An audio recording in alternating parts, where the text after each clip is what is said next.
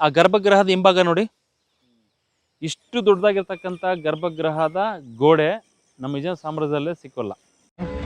ತುಂಬ ಡಿಫ್ರೆಂಟ್ ಇದೆ compared to other things. ತುಂಬ ಡಿಫ್ರೆಂಟ್ ಇದೆ, ದ್ರಾವಿಡ ಶೈಲಿನೇ ಇದೆ. ಈಗ ನಾವಿರೋದು ಅನಂತ ಶಯನ ಗುಡಿ. ಅನಂತ ಅಂದರೆ ಶೇಷನಾಗ ಮತ್ತು ಅನಂತ ಇವು ಹಾವುಗಳ ಹೆಸರು. ಹಾಗೆ ವಾಸುಕಿ ಅಂತ ಕೂಡ. ಈ ಮೂರು ಹಾವುಗಳ ಕಾರ್ಯಗಳನ್ನೇ ಬೇರೆ ಇರುತ್ತೆ. ಅನಂತ ಅಂದರೆ ಯಾವಾಗಲೂ ಶೇಷನಾಗ ಅಂದರೆ ವಿಷ್ಣು ಮಲಗುವಂತಹ ಏನು ಬೆಡ್ ಇದೆ ಅದು ಶೇಷನಾಗ. ಅನಂತಗೌಡ ಅಂತ ಹೇಳ್ತೀವಿ. ಆಮೇಲೆ ವಾಸುಕಿ ಏನು ಸಮುದ್ರ ಮಂಥನದಲ್ಲಿ ಆ ಮಂದಾರ ಪರ್ವತವನ್ನು ಏನು ಸುತ್ತಿ ಅಗ್ಗವಾಗಿರುತ್ತೆ ಅದು ವಾಸುಕಿ. ಸೊ ಹೀಗಾಗಿ ಈ ಮೂರು ಏನು ವಿಶೇಷವಾದಂಥ ಏನು ನಾಗ ಸರ್ಪಗಳಿವೆ ಅವು ವಿಶೇಷ ಹೆಸರುಗಳು. ಹಾಗೆ ಅನಂತ ಶಯನ ಅಂತಂದರೆ ಆ ಹಾವಿನ ಸುತ್ತು ಮೂರು ಸುತ್ತಿನ ಮೇಲೆ ಮಲಗಿರುವಂತಹ ಶಯನ ಅಂದರೆ ಮಲಗಿರುವಂತಹ ವಿಷ್ಣುವಿನ ದೇವಸ್ಥಾನ. ಸೊ ಅನಂತ ಶಯನ ಗುಡಿ ಈ ದೇವಸ್ಥಾನ ನಿರ್ಮಾಣ ಮಾಡಿದ್ದು 1524ರಲ್ಲಿ ಕೃಷ್ಣದೇವರಾಯನ ಕಾಲಾವಧಿಯಲ್ಲಿ.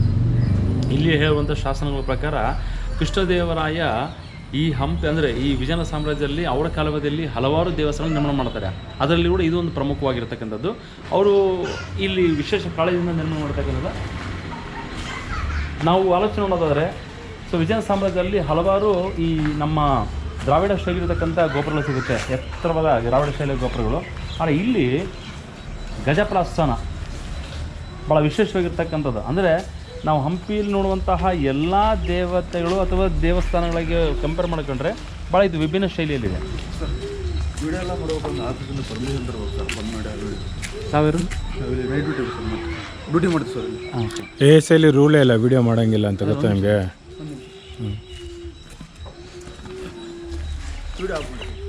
ಇಲ್ಲ ನೀವು ಹೇಳಿ, ನಮಗೂ ಗೊತ್ತಾಗಬೇಕಲ್ಲ ರೂಲ್ ಏನಿದೆ ಅಂತ ಹೇಳಿ. ಹ್ಯಾಂಡೆಲ್ಡ್ ಕ್ಯಾಮ್ರಾ, ಕೈಯಲ್ಲಿರುವಂಥ ಕ್ಯಾಮ್ರಾ, ಸ್ಟ್ಯಾಂಡ್ ಇಲ್ಲ. ಹೇಳಿ ಹೇಳಿ. ಇದು ಇದನ್ನ ಹಿಡ್ಕೊಂಡ್ರೆ ಗೋಪುರ ಹಿಡ್ಕೊಂಡ್ರೆ ಹಾಂ ಆಯಿತು. ಅದು ಪ್ರೂಫ್ ಬೇಕಲ್ಲ ನಮಗೇನು.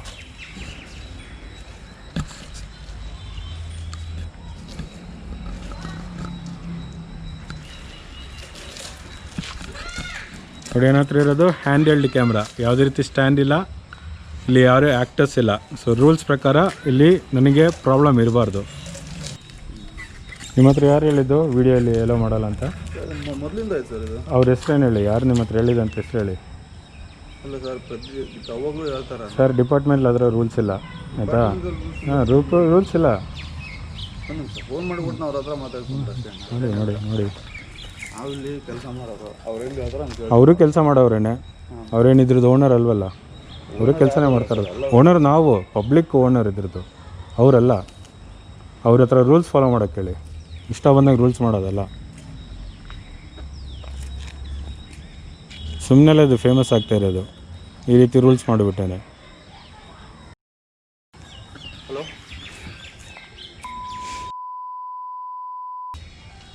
ಸರ್, ಹಾಂ ಇಲ್ಲಿ ಯಾರು ನೀವು? ಏನು ಸುದೀಶ್, ಪಬ್ಲಿಕ್ ನಾನು. ಅಣ್ಣ ಇಲ್ಲಿ ಯಾರೋ ಇದು ವೀಡಿಯೋ ಮಾಡ್ತಾಯಿದ್ರು ಅಣ್ಣ, ಕೇಳಿದ್ನಪ್ಪ ಅಂದರೆ ಅದೇ ರೀತಿ ರೂಲ್ಸ್ ಎಲ್ಲ ಡಿಪಾರ್ಟ್ಮೆಂಟ್ ಅಂತ ಹೇಳ್ತಿದ್ದಾರೆ. ಮಾತಾಡ್ತಾರೆ ಅಣ್ಣ ಅವ್ರ ಹತ್ರ. ಯಾರೋ ಗೊತ್ತಿಲ್ಲ ಅಣ್ಣ, ವೀಡಿಯೋ ಮಾಡ್ತಿದ್ನಪ್ಪ ಅಂದರೆ ಎಲ್ಲ ನನ್ನ ಹತ್ರ ಸ್ಟ್ಯಾಂಡ್ ಇಲ್ಲ, ಹ್ಯಾಂಡ್ ಕ್ಯಾಮ್ರಾ ಐತಿ, ಹಂಗೆ ಹಿಂಗೆ ಅಂತ ಹೇಳ್ತಿದ್ರು. ಮಾತಾಡ್ತಾರೆ ಅಣ್ಣ ಅವ್ರ ಹತ್ರ. ಹಲೋ, ಒಂದು ನಿಮಿಷ. ಇದು ಸರ್, ನಾನು ASI ಆಫೀಸ್ಗೆ ಹೋಗಿ ಕೇಳ್ಕೊಂಬಂದಿದ್ದೀನಿ. ಅದ್ರ ರೂಲ್ಸ್ ಪ್ರಕಾರ ಬ್ಯಾಂಗ್ಳೂರು ಆಫೀಸ್ಗೆ ಹೋಗಿ ಕೇಳಿದ್ದೀನಿ. ನಿಮ್ಮ ಡೆಲ್ಲಿ ಹೆಡ್ ಆಫೀಸಿಗೆ ನಾನು ಲೆಟ್ರ್ ಬರೆದಿದ್ದೀನಿ, ಜೊತೆಗೆ ಪ್ರೈಮ್ ಮಿನಿಸ್ಟರ್ ಆಫ್ ಇಂಡಿಯಾಗೆ ನಾನು ಲೆಟ್ರ್ ಬರೆದಿದ್ದೀನಿ ಆಯಿತಾ. ರೂಲ್ಸ್ ಇರೋದು ಹ್ಯಾಂಡೆಲ್ಡ್ ಕ್ಯಾಮ್ರಾ ವಿತೌಟ್ ಸ್ಟ್ಯಾಂಡು, ಯಾವುದೇ ರೀತಿ ರೆಸ್ಟ್ರಿಕ್ಷನ್ಸ್ ಇಲ್ಲ, ಇದು ರೂಲ್ಸ್ ಇರೋದು.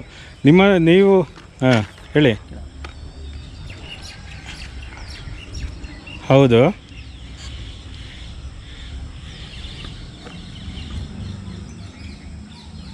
ಹೌದು. ಇಲ್ಲಿ ಎಲ್ಲಿ ಆ ಥರ ಇಲ್ವಲ್ಲ, ಆ ಥರ ಇರುವಾಗ ಬೋರ್ಡ್ ಇರಬೇಕಲ್ಲ, ಬೋರ್ಡ್ ಇರಬೇಕು ಮತ್ತು ಸ್ಟ್ಯಾಂಡ್. ಹಾಂ ಆಯಿತು. ಇವಾಗ ಆನ್ಲೈನಲ್ಲಿ ಎಲ್ಲಿದೆ? ಹಾಗೆ ನಾನು ಆನ್ಲೈನ್ ಪರ್ಚೇಸ್ ಮಾಡ್ತೀನಿ. ಎಲ್ಲಿದೆ? ನಿಮ್ಮ ಹೆಸ್ರೇನು ಹೇಳಿ. ನೀವು ಏನು ಮಾಡ್ತಾಯಿದ್ದೀರಾ? ASI ಆರ್ಕಿಯಾಲಜಿ ಸರ್ವೆ ಆಫ್ ಇಂಡಿಯಾದು. ಹಾಂ, ಇಲ್ಲಿ ನಾನು ಆರ್ಕಿಯಾಲಜಿ ಸರ್ವೆ ಆಫ್ ಇಂಡಿಯಾದ ಆಫೀಸ್ ಕೇಳಿದಾಗ ಅವ್ರು ಹೇಳಿದ್ದು ಅಲ್ಲಿ ಕೌಂಟರಲ್ಲಿ ಇದಿತ್ತು ಅಂದರೆ ಯಾವುದು ಬುಕ್ಕಿಂಗ್ ಇತ್ತು ಮತ್ತು ಟಿಕೆಟ್ ತೊಗೊಳೋದಿದ್ರೆ ಆವಾಗ ಮಾತ್ರ ನಾವು ಟಿಕೆಟ್ ತೊಗೊಂಡು ಮಾಡಬೇಕು ಆಯಿತಾ. ಇಲ್ಲಿ ಕೌಂಟರು ಇಲ್ಲ, ಟಿಕೆಟು ಇಲ್ಲ, ಎಂಟ್ರಿ ಫೀಸ್ ಇಲ್ಲ, ಅಂಥದ್ರಲ್ಲಿ ಯಾವ ರೀತಿ ಈ ಥರ ರೂಲ್ಸ್ ಬಂತು? ಆಯಿತು. ಹಾಂ, ಸೊ ಆನ್ಲೈನ್ ತೊಗೊಬೋದು ನಾನು? ಇಲ್ಲಿ ನಾನು ಕಮಲಾಪುರ ಬರೋದನ್ನು ಲೇಟ್ ಆಗುತ್ತೆ, ನಾನು ಇಲ್ಲಿ ಬರೋದು ಅದು ಮುಗಿಸ್ಕೊಂಬರೋದು ನಾನು. ಎಲ್ಲಿ ಕಮಲಾಪುರದಲ್ಲಿ ಎಲ್ಲಿ? ಹಾಂ ಹಾಂ ಆ ಆ್ಯಪ್ ನನಗೆ ಗೊತ್ತು, ನಾನು ಬೇಕಾದ್ರೆ ಅದು ಪರ್ಚೇಸ್ ಮಾಡ್ತೀನಿ, ಅದೊಂದು ದೊಡ್ಡ ವಿಷಯ ಅಲ್ಲ, ಅದು ಈಗಲೇ ಮಾಡ್ತೀನಿ. ಆದರೆ ನನ್ನ ಪ್ರಕಾರ ಇಲ್ಲಿಲ್ಲ ಆ ಥರ, ಯಾಕಂದ್ರೆ ಕೌಂಟರ್ ಇಲ್ಲ ಅಂದರೆ ಅಲ್ಲಿ ಇದಿಲ್ಲ. ಓಕೆ, ಆದರೆ ನಾನಿದನ್ನು ನೀವು ಮಾಡ್ತಾ ಇರೋದು ಕರೆಕ್ಟಾಗಿದ್ದರೆ ಅದು ನಿಮ್ಗೆ ತೊಂದರೆ ಆಗಬಾರ್ದು. ಬಟ್ ನಾನಿದನ್ನು ರಿಪೋರ್ಟ್ ಮಾಡ್ತೀನಿ ಆಯಿತಾ. ನೀವು ಈ ಥರ ಇಂಥ ದೇವಸ್ಥಾನಕ್ಕೆ ಬಂದಾಗ ಇಲ್ಲಿ ಕೌಂಟರ್ ಇಲ್ಲ ಅಂದ್ರೂ ಟಿಕೆಟ್ ತೊಗೊಬೇಕು ಅಂತ ಹೇಳಿದ್ರು ಅಂತ, ಅದಕ್ಕೆ ವೀಡಿಯೋ ಕ್ಯಾಮ್ರಾಗೆ ರಿಪೋರ್ಟ್ ತೊಗೊಬೇಕು ಅಂತ ಹೇಳಿದ್ರು ಅಂತ ನಾನೊಂದು ರಿಪೋರ್ಟ್, ಅದೊಂದು ಇನ್ಫಾರ್ಮೇಷನ್ ಮಾತ್ರ, ಕಂಪ್ಲೇಂಟ್ ಅಲ್ಲ, ಇನ್ಫಾರ್ಮೇಷನ್ ಕೊಡ್ತೀನಿ. ಯಾಕಂದ್ರೆ ನನಗೂ ರೂಲ್ಸ್ ಗೊತ್ತಾಗಬೇಕಲ್ಲ ಆ ಥರ. ಎಲ್ಲಿ ಈವನ್ ಕೌಂಟರ್ ಇಲ್ಲ ಅಂದ್ರೂ ಟಿಕೆಟ್ ತೊಗೊಬೇಕಾ ಇಲ್ವಾ ಅಂತ ನನಗೆ ಗೊತ್ತಾಗೋಸ್ಕರ ನಾನು ರಿಪೋರ್ಟ್ ಮಾಡಿ, ನಿಮ್ಮ ಇನ್ಫಾರ್ಮೇಷನ್ಗೋಸ್ಕರ ಹೇಳ್ತಾರೆ ಅದು. ಹಾಂ, ಯಾವುದೇ ಸರ್? ಹಾಂ, ಓಕೆ. ಆ್ಯಕ್ಚುಲಿ ನಾನು ಹ್ಯಾಂಡಿಕ್ಯಾಮ್ ಬೇಡ, ನಾನು ಮೊಬೈಲಲ್ಲೇ ಮಾಡ್ಕೊತೀನಿ, ಅದು ನಾನು ಟಿಕೆಟ್ ತೊಗೊಬೇಕು. ಯಾಕಂದರೆ ವಿಠಲ ಟೆಂಪಲೆಲ್ಲ ನಾನು ಮಾಡಿದೆ, ಅಲ್ಲಿ ಮೊಬೈಲ್ ಯೂಸ್ ಮಾಡೋದಕ್ಕೆ ನನಗೇನು ಎಕ್ಸ್ಟ್ರಾ ಟಿಕೆಟ್ ತೊಗೊಂಡಿಲ್ಲ. ನಾನೇನು ನನ್ನ ಹತ್ರ ಇವಾಗ ಸದ್ಯಕ್ಕೆ ಹ್ಯಾಂಡಿಕ್ಯಾಮ್ ಯೂಸ್ ಮಾಡ್ತಾಯಿದ್ದೀನಿ, ಇಲ್ಲ ಮೊಬೈಲಲ್ಲಿ ಯೂಸ್ ಮಾಡಿ ಅಂದರೆ ಮೊಬೈಲ್ ಮಾಡ್ತೀನಿ, ಅದೇನು ತೊಂದರೆ ಇಲ್ಲ. ಹಾಂ ಹಾಂ ಹಾಂ ಮಾಡ್ಕೊಂಬರ್ರಿ, ಅದು ನಿಮ್ಮ ಹುಡುಗಂಗೆ ಒಂದು ಸರಿ ಹೇಳ್ಬಿಡಿ.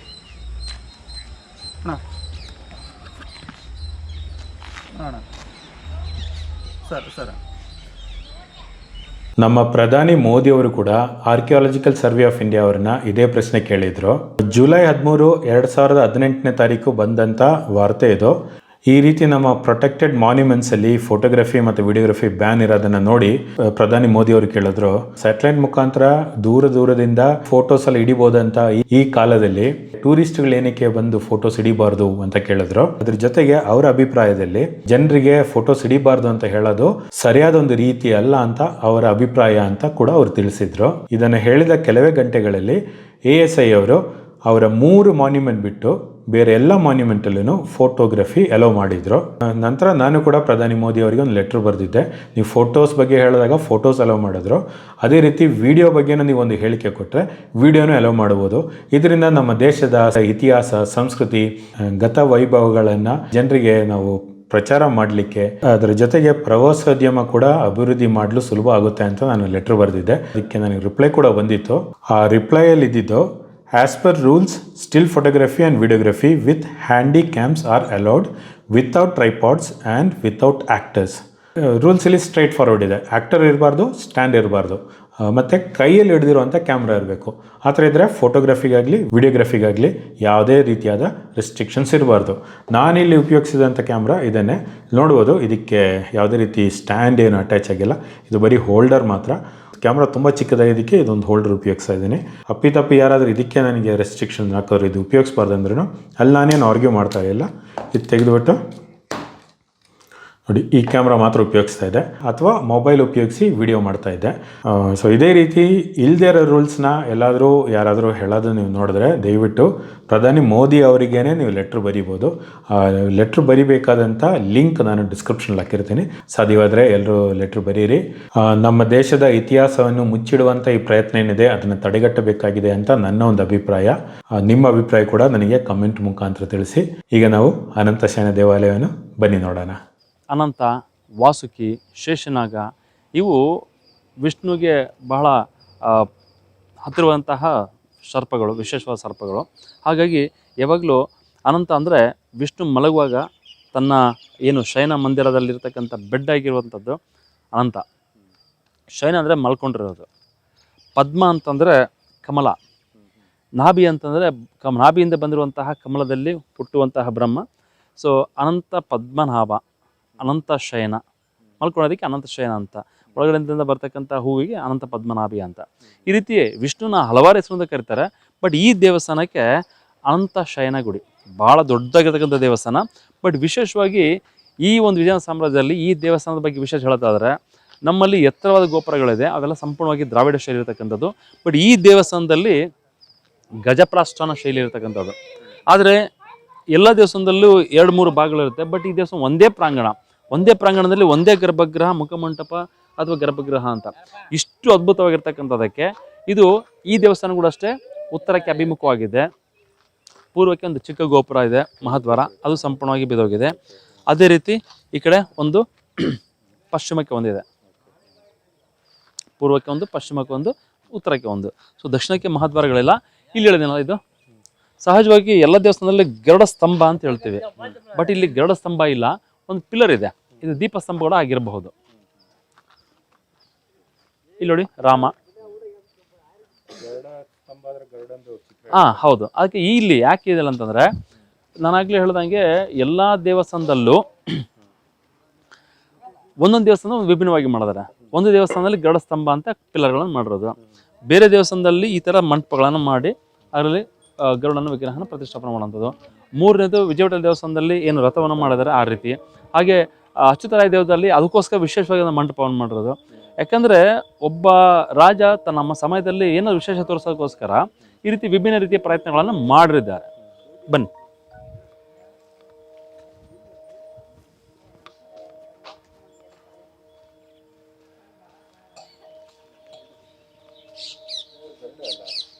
ಹನುಮಂತ ಇದೆ ಅಲ್ವಾ? ಇಲ್ಲಿ ಇಲ್ಲಿ ನೀವು ಪೂಜೆ ಮಾಡಿ. ಸೊ ಈ ದೇವಸ್ಥಾನದಕ್ಕೆ ಅಲ್ಲಿ ಕಾಣ್ತಲ್ಲ ಮೇಲ್ಗಡೆ ಆ ಚಾವಣಿ ಎಲ್ಲ ಬೀಳುವಂಥ ಹಂತದಲ್ಲಿದೆ. ಇದು ಆರ್ಕಿಯಾಲಜಿಕಲ್ ಸರ್ವೆ ಆಫ್ ಇಂಡಿಯಾದವರು ಈ ಥರ ಪ್ರೊಟೆಕ್ಷನ್ ಪಿಲ್ಲರ್ಗಳು ಕೊಟ್ಟಿರೋದು. ಇದು ಚಿಕ್ಕ ಗೋಪುರ ಇದೆ. ನೀವು ಕೇಳ್ಬೋದು ಇಲ್ಲಿ ಹನುಮಂತನ ಮೂರ್ತಿ ಯಾಕೆ ಬಂದಿರ್ಬೋದು ಅಂತ. ಸಹಜವಾಗಿ ಎಷ್ಟೋ ಮೂರ್ತಿಗಳು ಏನಾಗಿದೆ ಅಂದರೆ ಸ್ಥಳ ಬದಲಾವಣೆ ಆಗಿದೆ.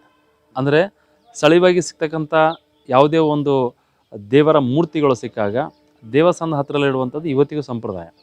ಸೊ ಅಲ್ಲಿ ಲಿಟ್ರಾಗೆ ಅದಕ್ಕೆಲ್ಲ ಆ ಮೂರ್ತಿ ಪೂಜೆ ಮಾಡೋಂಥ ಸ್ಥಿತಿ ಇರಲ್ಲ. ಹಾಗಾಗಿ ಎಲ್ಲಿ ಮಂಟಪ ಸಿಗುತ್ತೆ ಅಲ್ಲಿ ಮಂಟಪದಲ್ಲಿ ತಂದು ಪ್ರತಿಷ್ಠಾಪನೆ ಮಾಡೋದು.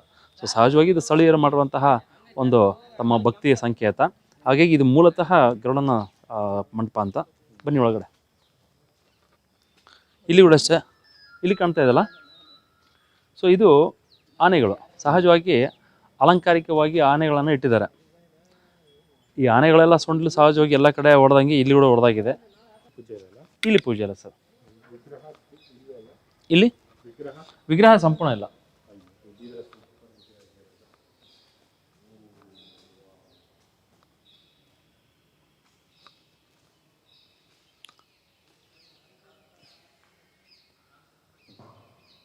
ಸೊ ಇಲ್ಲಿ ನಾವೆಲ್ಲ ಮ್ಯೂಸಿಷಿಯನ್ ನೋಡಿದ್ವಿ, ಬಟ್ ಇದು ಡಿಫ್ರೆಂಟ್ ಮ್ಯೂಸಿಷಿಯನ್. ಎಲ್ಲದರಲ್ಲೂ ಡಿಫ್ರೆಂಟಾಗಿ ಇರತಕ್ಕಂಥ ಮೂರ್ತಿ ನೋಡಿದ್ವಿ.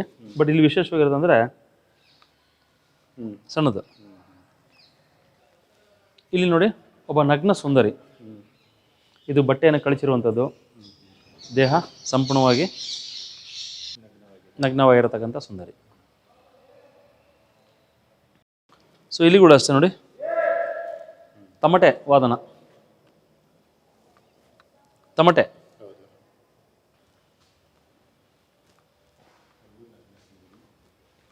ಸೊ ಇಲ್ಲೊಬ್ಬ ನಗ್ನ ಸುಂದರಿ ಇಲ್ಲಿ ಕಾಣುತ್ತಲ್ಲ.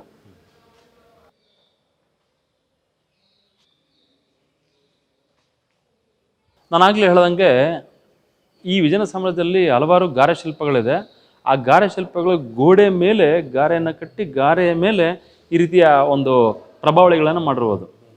ಸೊ ಇದು ಎಷ್ಟು ಅದ್ಭುತವಾದ ಪ್ರಭಾವಳಿ ನೋಡಿ. ಆದರೆ ಇಲ್ಲಿ ಒಂದು ಸಹಜವಾಗಿ ಗಾರೆ ಶಿಲ್ಪಗಳಿರ್ಬೋದು.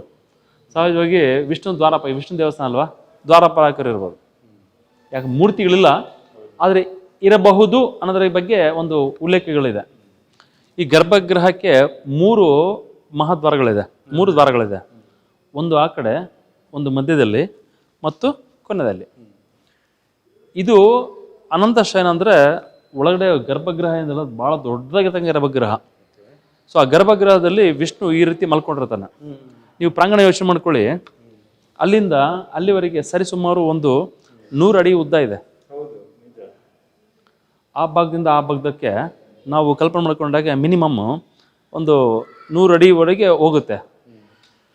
ಸೊ ಇಷ್ಟೊಂದು ಉದ್ದವಾಗಿರತಕ್ಕಂಥ ಒಂದು ಏನು ಮೂರ್ತಿ ಇತ್ತು, ಈ ಥರ ಮಲಗಿರುವಂಥದ್ದು ಅಂಥ ಶಯನ, ಅದು ಸಹಜವಾಗಿ ಒಂದು ನಮ್ಮ ಭಕ್ತಾದಿಗಳ ಒಂದು ಸಂಕೇತ ಇದೆ. ಬಟ್ ಆ ಕಾಲದಲ್ಲಿ ಕೂಡ ಮಾಡುವಂಥದ್ದು ಏನಂತಂದರೆ, ಮುಖದ ಮುಖಾಂತರ ದರ್ಶನ ಮಾಡಿಕೊಂಡಾಗ ಅವರಿಗೆ ತೇಜಸ್ಸು, ಮುಖವನ್ನು ನೋಡಿದಾಗ, ವಿಷ್ಣುನ ಮುಖವನ್ನು ನೋಡಿದಾಗ ತೇಜಸ್ಸು, ಆ ತೇಜಸ್ಸಿಂದ ಮನುಷ್ಯನ ಒಂದು ಸಂಪೂರ್ಣ ಜೀವನ ಶೈಲಿಯೇ ಬದಲಾಗಬಹುದು. ಹಾಗಾಗಿ ಹೋಗುವಂಥ ಭಕ್ತಾದಿಗಳು ಅದರ ಮುಖಾಂತರ ಮುಖದಿಂದ ದರ್ಶನ ಮಾಡ್ಕೊಂಡು ಹೋಗ್ತಾರೆ. ಸಹಜವಾಗಿ ಇಲ್ಲಿ ಮಧ್ಯ ಅಂದರೆ ನಾಭಿ ಬರುತ್ತೆ. ಸೊ ನಾಭಿ ಅಂದರೆ ಈ ಒಂದು ಜೀವನದಲ್ಲಿ ಉತ್ತುಂಗಕ್ಕೆ ಹೋಗುವಂಥ ಹತ್ತು. ಯಾಕಂದರೆ ನಾಭಿಯಿಂದ ಬಂದಿರುವಂತಹ ಏನು ಪದ್ಮ ಇದೆ, ಆ ಪದ್ಮದ ಮೇಲೆ ಇರತಕ್ಕಂಥ ಕ್ರಿಯೇಷನ್ ಬ್ರಹ್ಮ ಇದ್ದಾನೆ. ಅದರ ಅರ್ಥ ಏನಂತಂದರೆ, ಒಬ್ಬ ಮನುಷ್ಯ ತನ್ನ ಏಳಿಗೆ ಮತ್ತು ಭವಿಷ್ಯವನ್ನು ರೂಪಿಸ್ಕೊಳ್ಳೋಕ್ಕೆ ನಾಭಿ ಮುಖಾಂತರ ಅಂದರೆ ಬೆಳಿಬೇಕಾಗಿದೆ, ಜೀವನದಲ್ಲಿ ಬೆಳಿಬೇಕಾಗಿದೆ, ತನ್ನ ವೃತ್ತಿ ಧರ್ಮದಲ್ಲಿ ಬೆಳಿಬೇಕಾಗಿದೆ, ತನ್ನ ಕೌಶಲ್ಯದಲ್ಲಿ ಬೆಳಿಬೇಕಾಗಿರುತ್ತೆ. ಸೊ ಎಲ್ಲ ರೀತಿ ಬೆಳಿಬೇಕನ್ನೋ ಕಾನ್ಸೆಪ್ಟ್ ಇಟ್ಕೊಂಡು ಬಂದಾಗ, ಆ ದರ್ಶನ ಮಾಡಿಕೊಂಡಾಗ, ನಾಭಿಯಿಂದ ದರ್ಶನ ಮಾಡಿಕೊಂಡಾಗ ಅವರಿಗೆ ಒಂದು ಉತ್ತುಂಗ ಅಥವಾ ತನ್ನ ಭವಿಷ್ಯವನ್ನು ರೂಪಿಸ್ಕೊಳ್ಳುವಂಥದ್ದೇ ಅವರ ಸಂಕಲ್ಪ ಆಗಿರುತ್ತೆ. ಕೊನೆಯದಾಗಿ ಕಾಲು, ಪಾದ ಇರುತ್ತೆ. ಲಾಸ್ಟಿಗೆ ಈ ಕಡೆ ಮಾಡ್ಕೊಂಡಾಗ ಪಾದ ಇರುತ್ತೆ. ಪಾದ ಅಂದರೆ ಜೀವನದಲ್ಲಿ ಎಲ್ಲಾನು ನೋಡಿ, ಎಲ್ಲದನ್ನು ಸಾಧನೆ ಮಾಡಿ, ಎಲ್ಲದನ್ನ ಒಂದು ಸಾಧನೆಯನ್ನು ರೂಪಿಸ್ಕೊಂಡಾದ್ಮೇಲೆ ಮೋಕ್ಷ ಬೇಕಾಗುತ್ತೆ. ಸೊ ಮೋಕ್ಷ ಪಾದದಲ್ಲಿ. ಈಗ ನನ್ನ ಜೀವನ ಎಲ್ಲನೂ ತನಗೆ ಅರ್ಪಿಸಿದ್ದೀನಿ, ಸಮಾಜಕ್ಕೆ ನನ್ನ ಒಂದು ಕೊಡುಗೆ ಕೊಟ್ಟಿದ್ದೀನಿ, ಅಥವಾ ಒಂದು ದೇಶಕ್ಕೆ ಕೊಡುಗೆ ಕೊಟ್ಟಿದ್ದೀನಿ, ಅಥವಾ ಒಂದು ಸಾಮ್ರಾಜ್ಯಕ್ಕೆ ಕೊಡುಗೆ ಕೊಟ್ಟಿದ್ದೀನಿ, ಇನ್ನು ಬೇಕಾಗಿರೋದು ಮೋಕ್ಷ ಮಾತ್ರ ಅಂತ ಅಂದ್ಕೊಂಡಾಗ ಆ ವಿಷ್ಣುನ ಹತ್ರ ಪಾದ ದರ್ಶನ ಮಾಡಿಕೊಂಡಾಗ ಮೋಕ್ಷ ಸಿಗ್ತಾ ಇತ್ತು. ಸೊ ಹೀಗಾಗಿ ಇವು ಜನರು ತಮ್ಮ ಕಾಲ್ಪನಿಕ ನಂಬಿಕೆಗಳು, ಜನರ ಮೇಲಿರ್ತಕ್ಕಂಥ ಅಪಾರ ನಂಬಿಕೆಗಳು, ಜನರ ಮೇಲಿರ್ತಕ್ಕಂಥ ದೇವರ ಮೇಲಿರ್ತಕ್ಕಂಥ ಭಕ್ತಿಗಳು. ಸೊ ಹಾಗಾಗಿ ಈ ದೇವರಿಗೆ ಭಕ್ತಿಯ ಸಂಕೇತವಾಗಿ ಈ ರೀತಿಯ ಮೂರುವಂತ ಮಾಡಿದಂಥ ನಮ್ಮ ಪುರಾಣ ಮತ್ತು ಇತಿಹಾಸ ತಜ್ಞರುಗಳು ಊಹೆ ಮಾಡ್ಕೊಂಡಿರೋದು. ಬಟ್ ಒಳಗಡೆ ಪ್ಲಾಟ್ಫಾರ್ಮ್ ಇದೆ, ಅದ್ರ ಮೇಲ್ಗಡೆ ಅಷ್ಟೊಂದು ಪ್ಲಾಟ್ಫಾರ್ಮ್ ಇದೆ, ಆದರೆ ಮೂರ್ತಿ ಇಲ್ಲ. 100% ಅಷ್ಟು ದೊಡ್ಡ ಮೂರ್ತಿ ಎಲ್ಲೂ ನೋಡೋಕೆ ಸಾಧ್ಯನೇ ಇರ್ತಿರಲಿಲ್ಲ, ಮಾಡೋಕ್ಕೂ ಸಾಧ್ಯ ಇರಲಿಲ್ಲ. ಅಷ್ಟು ದೊಡ್ಡ ಒಂದು ಪ್ಲಾಟ್ಫಾರ್ಮ್ ಇದೆ ಗರ್ಭಗೃಹಕ್ಕೆ. ಸೊ ಇಲ್ಲಿ ಮೂರ್ತಿ ಪ್ರತಿಷ್ಠಾಪನೆ ಆಗಿದೆ ಅನ್ನೋದಕ್ಕೆ ಉಲ್ಲೇಖಗಳಾಗಲಿ ಯಾವುದೂ ಇಲ್ಲ. ಆದರೆ ಏನು ಅನಂತ ಪದ್ಮನಾಭ ನಾವೇನು ಹೇಳ್ತೀವಿ, ಸೊ ಅನಂತ ಪದ್ಮನಾಭ ದೇವಸ್ಥಾನ ಮತ್ತು ಈ ದೇವಸ್ಥಾನ ಎರಡು ಸರಿಧಾಮ ಹಂತದಲ್ಲಿ ಮಾಡಿರುವಂಥದ್ದು. ಇಲ್ಲಿ ಪ್ರತಿಷ್ಠಾಪನೆ ಆಗಿರ್ತಕ್ಕಂಥದ್ದು ಯಾವುದೇ ಇಲ್ಲ. ಯಾಕಂದರೆ ಮೂರ್ತಿ ಪ್ರತಿಷ್ಠಾಪನೆ ಆಗಿದ್ದರೆ ಉಳಿದಂಥ ಭಾಗಗಳಾಗಲಿ ಇರಬಹುದಾಗಿತ್ತು. ಅಷ್ಟು ದೊಡ್ಡ ದೇವಸ್ಥಾನ ಒಳಗಡೆ ಮೂರ್ತಿ ಇದ್ದು ಅದ್ರಾಗಿನ ಹೊತ್ಕೊಂಡು ಹೋಗಕ್ಕಂತೂ ಆಗ್ತಿರ್ಲಿಲ್ಲ, ಅಥವಾ ಅದನ್ನು ಡಿಸ್ಟರ್ಬ್ ಮಾಡೋರಿಗಿನ ತನ್ನ ಏನಾದರೂ ಸ್ವಲ್ಪ ಉಳಿದಂತಹ ಏನು ಉಳ್ಕೊಂಡಿದ್ದಂಥ ಮೂರ್ತಿಯ ಕಲ್ಲುಗಳು ಇಲ್ಲೇ ಉಳಿಬೇಕಾಗಿತ್ತು. ಬಟ್ ಆ ರೀತಿ ಯಾವುದೇ ರೀತಿ ಇಲ್ಲ. ಅದ್ರ ಬಗ್ಗೆ ಇತಿಹಾಸ ತಜ್ಞರೇ ಹೇಳಬೇಕಾಗತ್ತೆ. ನಮಗೆ ತಿಳ್ಕೊಂಡಿದ್ದು ಭಾಳ ಕಡಿಮೆ. ಇತಿಹಾಸ ತಜ್ಞರು ಇದ್ರ ಬಗ್ಗೆ ಸಂಶೋಧನೆ ಮಾಡಿದಾಗ ಏನಾದರೂ ಕುರುಹು ಸಿಕ್ಕರೆ ಡೆಫಿನೆಟ್ಲಿ ಅದ್ರ ಬಗ್ಗೆ ಇನ್ಫಾರ್ಮೇಷನ್ ಕೊಡ್ತೀವಿ. ಸಹಜವಾಗಿ ವಿಜಯನಗರ ಸಾಮ್ರಾಜ್ಯದಲ್ಲಿ ತುಂಬ ದೇವಸ್ಥಾನಗಳಿದೆ. ದೇವಸ್ಥಾನದಲ್ಲಿ ಕೆಲವೊಂದರಲ್ಲಿ ಮೂರ್ತಿಗಳಿಲ್ಲ ಅಲ್ವಾ. ಅದೇ ರೀತಿ ಇಲ್ಲಿ ಹೇಳ್ದಂಗೆ ಅನಂತ ಶಯನ ದೊಡ್ಡದಾಗಿರ್ತಕ್ಕಂಥ ಮಲ್ಕೊಂಡದೇ ಇದೆ. ಆದರೆ ನಾನಾಗಲೇ ಹೇಳ್ದಂಗೆ ಮುಖದಿಂದ ನೋಡಿದಾಗ ತೇಜಸ್ಸು, ನಾಭಿಯಿಂದ ನೋಡಿದಾಗ ಅವರ ಒಂದು ಯಶಸ್ಸು, ಹಾಗೆ ಕಾಲಿಂದ ದರ್ಶನ ಮಾಡೋಣ ಮೋಕ್ಷ ಅಂತ. ಅಷ್ಟು ದೊಡ್ಡದಾಗಿರ್ತಕ್ಕಂಥ ಮೂರ್ತಿ ಇರೋದಾದ್ರಾಗಿನ ಒಳಗಡೆ ಕೂಡ ಚಿಕ್ಕ ಈ ಪೀಠಗಳಿದೆ. ಆ ಪೀಠಗಳು ನಂತರದಲ್ಲಿ ಜೀರ್ಣೋದ್ಧಾರ ಮಾಡಬೇಕಾದಾಗ ಪ್ರತಿಷ್ಠಾಪನೆ ಆಗಿರ್ಬೋದು, ಅಥವಾ ಆ ಒಳಗಡೆ ಇರ್ತಕ್ಕಂಥ ಅನಂತ ಪದ್ಮನಾಭ ಚಿಕ್ಕದಾಗೆ ಮೂರ್ತಿ ಇರ್ಬೋದು. ಸೊ ಇದು ಇತಿಹಾಸ ತಜ್ಞರು ಅಥವಾ ಇದ್ರ ಬಗ್ಗೆ ಸಂಶೋಧನೆ ಮಾಡಿದಂಥ ವ್ಯಕ್ತಿಗಳಿಗೆ ಗೊತ್ತಾಗಬಹುದು ಈ ಒಳಗಡೆ ಮೂರ್ತಿ ಎಷ್ಟು ದೊಡ್ಡದಾಗಿತ್ತು ಅಂತ. ಸೊ ಚಿಕ್ಕದಾಗಿರ್ಬೋದು ಮೂರ್ತಿ, ಅದು ದೊಡ್ಡದಾಗಿರ್ಬೋದು. ಬಟ್ ನಮ್ಮ ವಿದ್ವಾಂಸರು ಮತ್ತು ಇದು ಇತಿಹಾಸದ ಪ್ರಕಾರ ಮುಖ, ನಾಭಿ ಮತ್ತು ಪಾದದಿಂದ ದರ್ಶನ ಮಾಡುವಂಥ ಪದ್ಧತಿ ಇತ್ತು 1, 2, 3 ಭಾಗದಲ್ಲಿ. ಅದಕ್ಕೋಸ್ಕರ 3 ಬಾಗಿಲು. ಸೊ ಇದು ಯಾವುದ್ರ ಬಗ್ಗೆ ಅಂತ, ಯಾಕಂದರೆ ಸಂಪೂರ್ಣವಾಗಿ ಹೀಗೆ ಇತ್ತು ಮೂರ್ತಿ ಅನ್ನೋದ್ರ ಬಗ್ಗೆ ಯಾವುದು ದಾಖಲೆಗಳೆಲ್ಲ ಉಲ್ಲೇಖಗಳಿಲ್ಲ. 1, 2, 3 ದ್ವಾರಗಳು.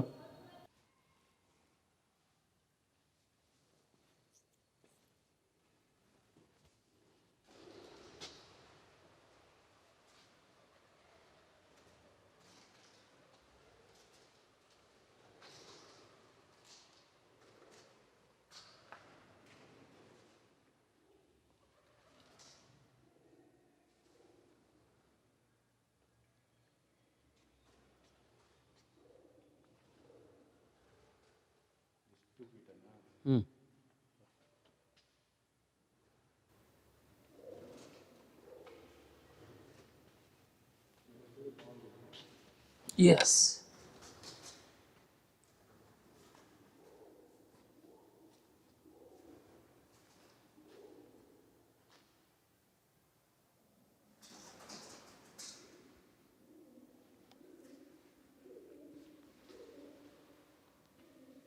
ವಾವ್, ಇದು ಮೇನ್ ತಗೊಂಡ ಸ್ಯಾಂಕ್ಟಮ್ ಸ್ಯಾಂಕ್ಟೋರಿಯಂ. ಸೊ ಇವೆಲ್ಲ ಮಾಡ್ಕೊಂಡ್ರೆ ಏನಂತೀರ ಸರ್, ಬ್ಯೂಟಿಫುಲ್ ದೊಡ್ಡ ಪ್ಲಾಟ್ಫಾರ್ಮ್ ಇರ್ಬೋದು. ಮತ್ತೊಂದಷ್ಟು ಉಪದೇವತೆಗಳು. ಎಸ್, ಇಷ್ಟು ದೊಡ್ಡ ಅನಂತ ಪದ್ಮನಾಭ ಮೂರ್ತಿ ಇಲ್ಲಿ ಇರಬೇಕಿತ್ತು. ಕಮ್ಮಿ ಅಂದರೆ ಒಂದು 100 ಅಡಿ ಅಷ್ಟು ದೊಡ್ಡದು. 100 ಅಡಿಗಿಂತ ಜಾಸ್ತಿನೇ ಇರುತ್ತಲ್ಲ ಇದು? ಇರ್ಬೋದು, 100 ಅಡಿ ಇರ್ತಾರಲ್ಲ, ಆಯ್ತಾ 100 ಅಡಿ.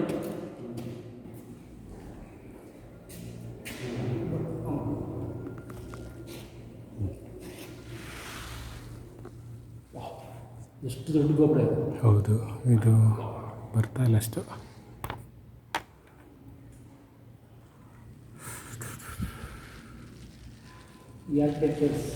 Very different. ತುಂಬಾ, ನಾನೆಲ್ಲೂ ನೋಡಿಲ್ಲ ಈ ಥರ. ಆಮೇಲೆ 3 ಬಾಗಿಲುಗಳು.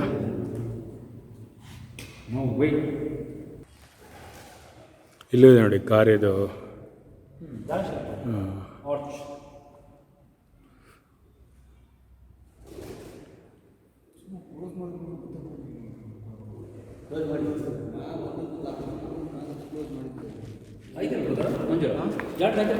ಗಾಳಿ ಹಾಕಿತ್ತು ಲಾಸ್ಟ್ ಟೈಮ್ ಕ್ಲೋಸ್ ಮಾಡಿ ಮತ್ತೆ ಹಂಗೆ ಹೋದ ಒಳಗೆ ಬಂದ ಬರ್ತಾವ ಅವಕ್ಕೆ ಇದೆಲ್ಲ ಸುಮ್ಮನೆ ಎಲ್ಲ ಹೇಳ್ತದೆ.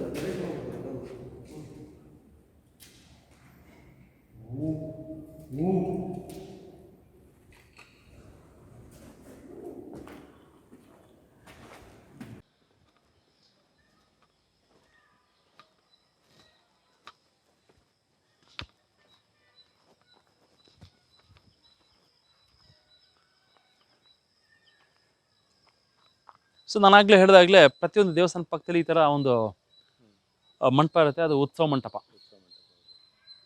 ಇದು ಪರಿಕ್ರಮ ಪ್ರದಕ್ಷಿಣೆ ಹಾಕುವಂಥದ್ದು. ಸಹಜವಾಗಿ ಎಲ್ಲ ದೇವಸ್ಥಾನ ಒಳಗಡೆ ಹಾಕೋ ಪರಿಕ್ರಮ ನೋಡಿದ್ವಿ, ಇಲ್ಲಿ ಹೊರಗಡೆ ಹಾಕುವಂಥ ಪರಿಕ್ರಮ. ಇದು ಆರ್ಕಿಯಾಲಜಿ ಸರ್ವೆ ಪ್ರೊಟೆಕ್ಷನ್ ವಾಲ್ ಕೊಟ್ಟಿರೋದು. ವಿಜಯನಗರ ಸಾಮ್ರಾಜ್ಯದಲ್ಲಿ ಎತ್ತರವಾದ ಗರ್ಭಗುಡಿಗೆ ಇಷ್ಟು ದೊಡ್ಡತಕ್ಕಂಥ ಒಂದು ವಾಲ್ ಕಟ್ಟಿರೋದು ಈ ದೇವಸ್ಥಾನದಲ್ಲಿ ಫಸ್ಟ್. ಯಾವ ವಾಲ್ ಅದು? ಈ ವಾಲ್ ಇದೆಲ್ಲ ಗರ್ಭಗುಡಿಯ ಏನು ಗೋಡೆ ಇದೆ, ಇಷ್ಟು ಎತ್ತರವಾಗಿರ್ತಕ್ಕಂಥದ್ದು ಮತ್ತು ಇಷ್ಟು ದೊಡ್ಡದಾಗಿರ್ತಕ್ಕಂಥ ಗರ್ಭಗೃಹ ಅಂತ ಅಂದರೆ ವಿಜಯನಗರ ಸಾಮ್ರಾಜ್ಯದಲ್ಲಿ ಇದೇ ದೊಡ್ಡದು. ಯಾವುದು? ಅದೇ ಹೇಳಿದ್ನಲ್ಲ ಸರ್, ಅಥವಾ ಸ್ಟೆಪ್ಸಿಗೆ ಇಟ್ಕೊಂಡಿರೋದಾಗಿರ್ಬೋದು. ಅಲ್ಲ, ಈ ಸೈಡ್ ಸ್ಟೆಪ್ ಇರ್ಬೋದು ನೋಡಿ, ಈ ಸೈಡ್ ಏನೂ ಇಲ್ಲ. ಇದು ಇನ್ಕಂಪ್ಲೀಟೆಡ್, ಇದು ಇನ್ಕಂಪ್ಲೀಟೆಡ್. ಇಲ್ಲಿ ಕಡೆ ಕಾರ್ವಿಂಗ್ ಆಗ್ತಾ ಇದೆ, ಇದು ಸ್ಟೆಪ್ಸಿಗೆ ಮಾಡ್ಕೊಂಡಿರೋದು. ಬಟ್ ಯಾವುದೇ ಕಾರಣದಿಂದ ಬಿಟ್ಟೋಗಿರ್ಬೋದು.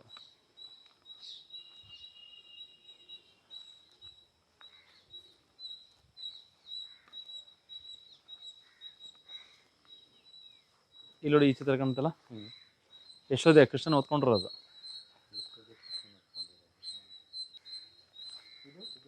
ಉಗ್ರ ನರಸಿಂಹ ಸಂಹಾರ. ಅದು ಲಕ್ಷ್ಮಿ ಅಲ್ಲ, ಹಿರಣ್ಯಕಶ್ಯಪ. ಎಸ್, ಇದೇ ಬಾವಿ ತೋರಿಸಿದವರು ಅಲ್ಲಿ ತೋರಿಸಿದ್ರಲ್ಲ ಫೋಟೋದಲ್ಲಿ.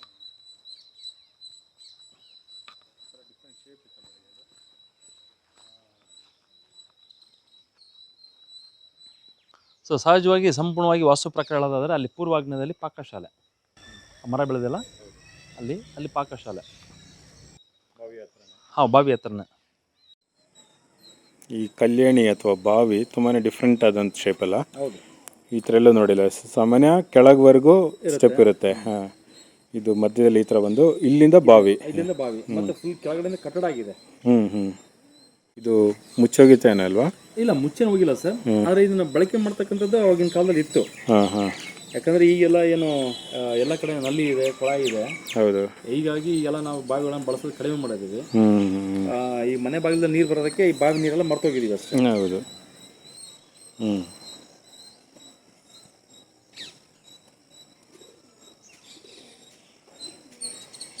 ಅಲ್ಲಿ ನೀರಲ್ಲಿ ಹಾವಿದೆ, ನೋಡ್ಬೋದು. ಪಾಪ ಚಪ್ಪಲ್ ಮೇಲೆ ಕೂತಿದೆ.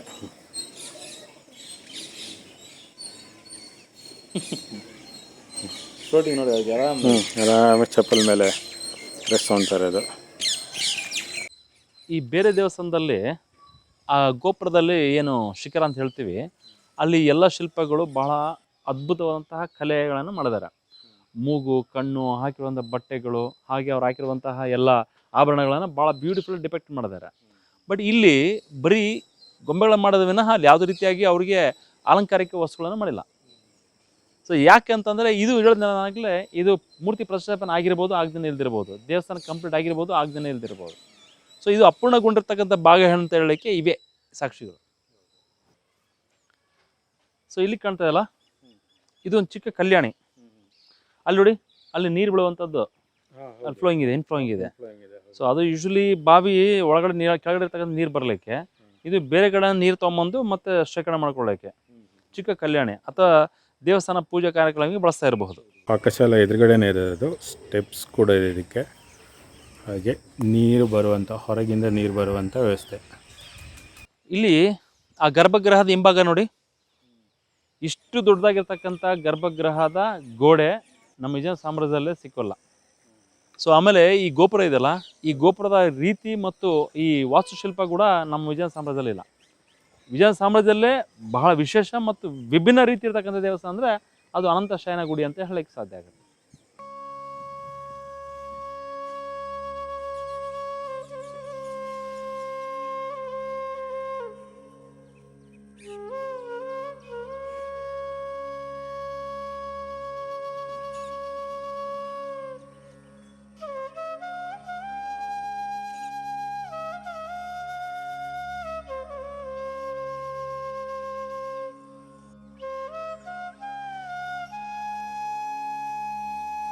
ಅದು ನಾವು ಮಹಾನವಮಿ ದಿಬ್ಬ ಹತ್ರ ನೋಡಿದ್ವಲ್ಲ, 2 ಕಂಬಗಳು ಮಧ್ಯದಲ್ಲಿ ಲೇತ್ ಮಿಷಿನ್ ಥರ ಮಾಡ್ತಾ ಇದ್ರಂತ.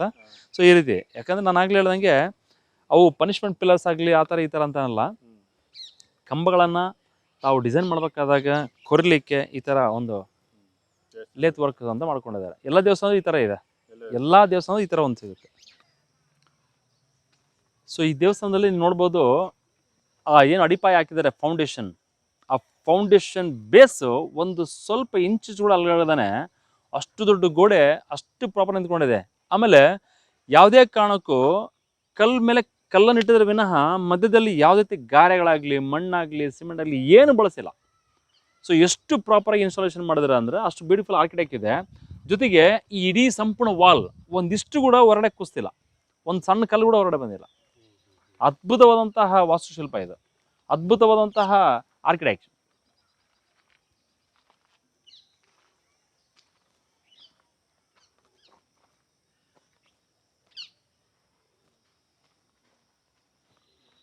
ಸಹಜವಾಗಿ ಎಲ್ಲಿ ವಿಷ್ಣು ದೇವಸ್ಥಾನ ಇರುತ್ತೆ ಅಥವಾ ಶಿವನ ದೇವಸ್ಥಾನ ಇರುತ್ತೆ, ಅಲ್ಲಿ ಅಮ್ಮನವರ ದೇವಸ್ಥಾನ ಇರುತ್ತೆ, ಪಕ್ಕದಲ್ಲಿ ಒಂದು ಚಿಕ್ಕ ದೇವಸ್ಥಾನ ಇದೆ. ಬನ್ನಿ.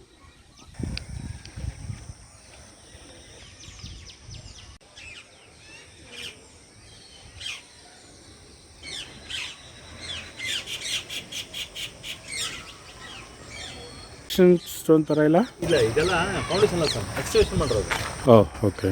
ಸೊ ಆರ್ಕಿಯಾಲಜಿಕಲ್ ಅವರು ಆ್ಯಕ್ಚುಲಿ ಫ್ಲೋರಿಂಗ್ ಇದೆಲ್ಲ ಫ್ಲೋರಿಂಗ್ ಸ್ಟೋನ್, ಓಕೆ. ಹಾಂ, ನೆಲಹಾಸು. ಹಾಂ, ಈ ನೆಲಹಾಸು ಸಂಪೂರ್ಣವಾಗಿ ಮಳೆ ಮುಚ್ಕೊಂಡೋಗಿದೆ. ಆರ್ಕಿಯಾಲಜಿಕಲ್ ಸ್ಕ್ವೇರ್ ಆಗಿ ಟ್ರಂಚ್ ಹಾಕೊಂಡು ಅದನ್ನ ಎಕ್ಸ್ಕವೇಷನ್ ಮಾಡ್ತಿದ್ದಾರೆ. ಹಾಂ, ಇದು ಪ್ರದಕ್ಷಿಣೆ ಹಾಕ್ಲಿಕ್ಕೆ ಇದ್ದಿರ್ಬೋದಲ್ಲ ಥರ.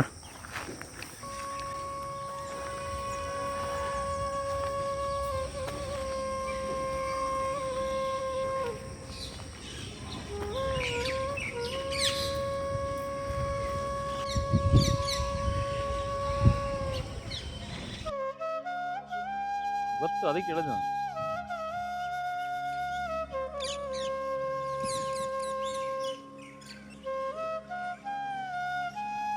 ದೇವಸ್ಥಾನದ ಸಂಪೂರ್ಣವಾಗಿ ಸುತ್ತಲೂ ಈ ಥರ ನೆಲ ಹಾಸು ಮಾಡಿದ್ದಾರೆ. ಆದರೆ ಈ ಭಾಗದಲ್ಲೆಲ್ಲ ಸಣ್ಣ ಮಣ್ಣು ಮುಚ್ಕೊಂಡೋಗಿದೆಯಲ್ಲ, ಉತ್ಖನನ ಮಾಡ್ತಾ ಇರೋದು. ಇಲ್ಲಿ ಬಿದ್ದೋಗಿದೆ ಸರ್ ಇದು. ಎಲ್ಲೆಲ್ಲಿ ಈ ಥರ ನಮ್ಮದು ಕಲ್ಲುಗಳಿಂದ ಕಟ್ಟಿದೆ, ಹಾಂ, ಅದೆಲ್ಲ ರಿನೋವೇಷನ್ ಮಾಡಿರೋದೆಲ್ಲ. ಈ ದ್ವಾರ ಸಂಪೂರ್ಣವಾಗಿ ಕ್ಲೋಸ್ ಮಾಡಿದ್ದಾರೆ, ನೋಡ್ಬೋದು. ಇವರೆಲ್ಲ ಹೋಗಲೇಬಾರ್ದು ಅನ್ನೋ ರೀತಿ ಗೋಡೆ ಹಾಕಿ ಕ್ಲೋಸ್ ಮಾಡಿದ್ದಾರೆ.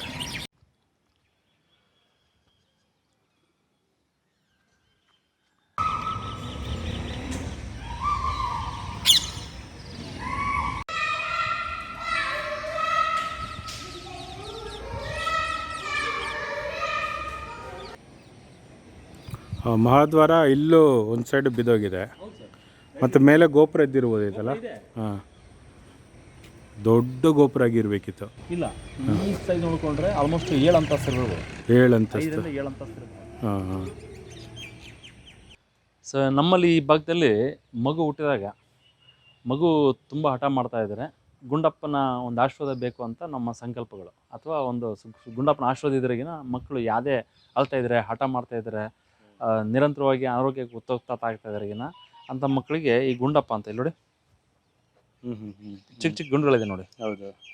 ಆ ಥರ ಒಂದು ಗುಂಡುಗಳು ತಗೊಂಬಂದು ಆ ಮಗು ಹೆಸರಲ್ಲಿ ತಗೊಂಬಂದು ಇಲ್ಲಿ ಇಟ್ಟು ಪೂಜೆ ಮಾಡೋದು. ಆ ಗುಂಡು ಎಲ್ಲಿ ಸಿಗುತ್ತೆ?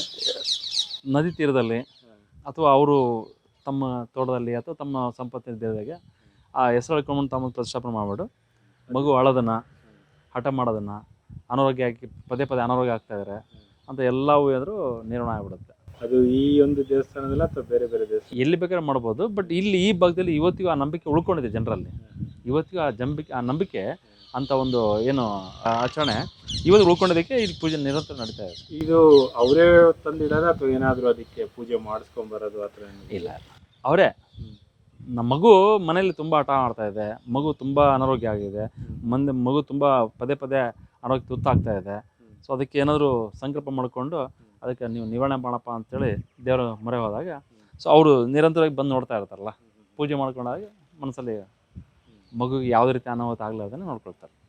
ಈ ನಮ್ಮ ಹಳ್ಳಿ ಭಾಗದಲ್ಲಿ ಮೌಢ್ಯ ಆಚರಣೆಗಳು ಅಂತೇಳಿ ಮೌಢ್ಯ ಆಚರಣೆಗಳೇ ಅದು ಹೇಳ್ಬೇಕಂತಂದರೆ, ಈ ಆಚರಣೆಯಿಂದ ಅವ್ರಿಗೆ ಏನಂದರೆ ಒಂದು ನಂಬಿಕೆ, ದೇವ್ರ ಮೇಲೆ ಇರತಕ್ಕಂಥ ನಂಬಿಕೆ.